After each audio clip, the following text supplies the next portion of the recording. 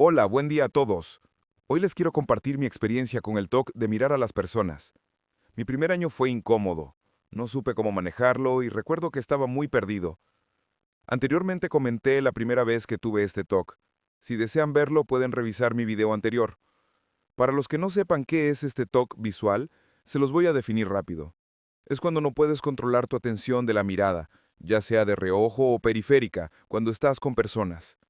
Ejemplo. Estoy sentado mirando la televisión y una persona se sienta al lado mío. Lo primero que empiezo a notar es que mi mirada se va hacia la persona que está al lado y por más esfuerzo que haga, no la puedo controlar. Bueno, ya que definimos esto, empecemos. Todo empezó en 2019. Tenía 14 años y estaba en mi tercer año de secundaria. Lo primero que empecé a notar fue que no podía parar de mirar a las personas de reojo en el transporte y también en la calle. Recuerdo estar muy incómodo. Las personas se notaban incómodas.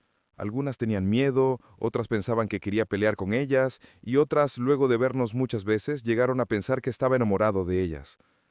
Por suerte nunca tuve problemas mayores con las personas. En la escuela, mis compañeros empezaron a notar esto rápido, y comenzaron a decir que yo era gay, y muchas otras cosas sobre mí. Era casi imposible mirar a la pizarra y prestar atención en clase. Mi mirada no paraba de enfocarse en las personas. El estrés era muy fuerte, tanto que durante el año siempre mantenía la cabeza agachada o intentaba sentarme cerca de la pared. Por suerte, muchos se acostumbraron a mi mirada y trataron de ignorarla. El problema estaba más con las personas con las que no tenía mucho contacto. Muchos de ellos me miraban nerviosos.